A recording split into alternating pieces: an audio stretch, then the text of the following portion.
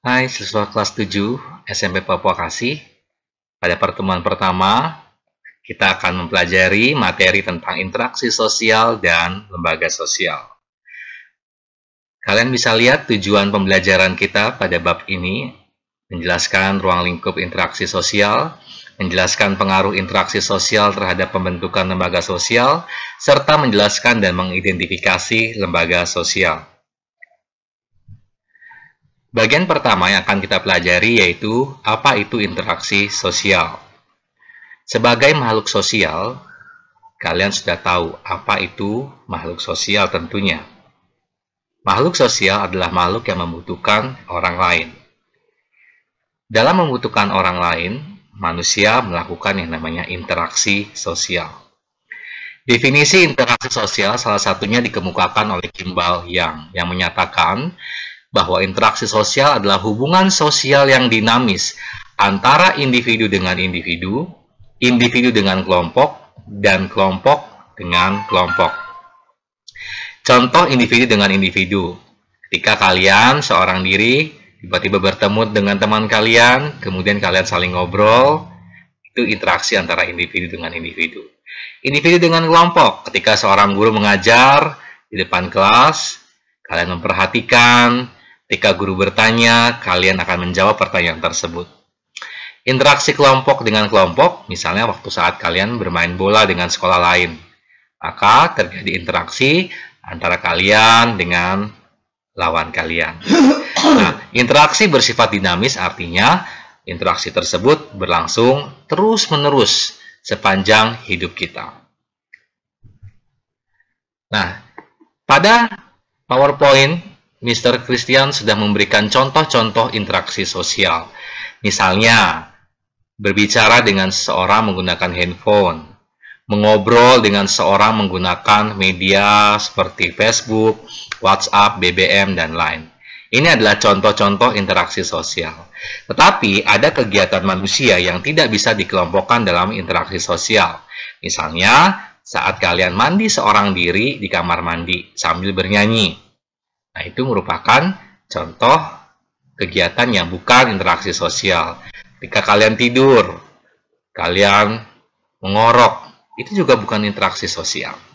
Oke? Jadi, sebuah kegiatan bisa disebut interaksi sosial apabila memenuhi 4 syarat ini. Yang pertama, pelakunya harus 2 orang atau lebih. Terjadi komunikasi dengan menggunakan simbol-simbol atau lambang-lambang. Kemudian adanya suatu dimensi waktu dan tentu saja memiliki tujuan. Setelah kita mengetahui ciri-ciri daripada interaksi sosial, sekarang bagaimana syarat terjadinya interaksi sosial itu sendiri? Interaksi sosial harus memiliki 2 syarat. Syarat pertama terjadinya interaksi harus ada kontak sosial. Dan yang kedua harus terjadi komunikasi. Apa itu kontak sosial? Kontak sosial. Kata kontak berasal dari kata kum dan tangere. Kum artinya bersama-sama dan tangere artinya menyentuh. Arti sederhana dari kontak adalah hubungan dengan orang lain tanpa menggunakan hubungan fisik. Misalnya, bicara melalui telepon, radio, surat elektronik, dan sebagainya. Itu tidak terjadi kontak fisik. Yang kedua adalah komunikasi. Hal terpenting dalam komunikasi yaitu kegiatan untuk menafsirkan apa yang dibicarakan orang lain, penafsiran gerakan-gerakan yang diperlihatkan oleh orang lain, sikap-sikap dan perasaan-perasaan yang diberikan oleh orang lain. Itulah komunikasi.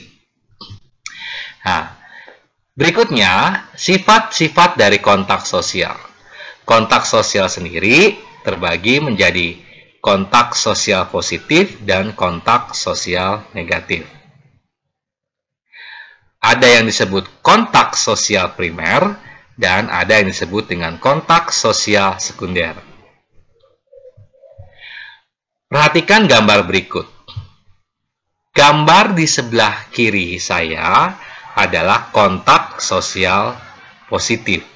Karena kontak sosial ini akan menimbulkan kerjasama bagi mereka yang melakukannya. Sedangkan di sebelah kanan adalah kontak sosial negatif, yaitu kontak yang dilakukan yang akan mendatangkan perpecahan bagi mereka yang melakukannya. Kontak sosial juga ada yang bersifat primer atau langsung dan ada yang juga bersifat sekunder atau tidak langsung. Kontak sosial primer atau kontak sosial langsung berarti kita mengadakan tatap muka atau bertemu secara fisik dengan orang lain. Sedangkan yang sekunder berarti kita menggunakan media dalam melakukan kontak dengan orang lain. Syarat yang kedua dari interaksi sosial adalah komunikasi. Di dalam komunikasi, kalian harus ingat, ada 5 unsur pokok dalam komunikasi. Yang pertama, komunikator atau orang yang menyampaikan pesan.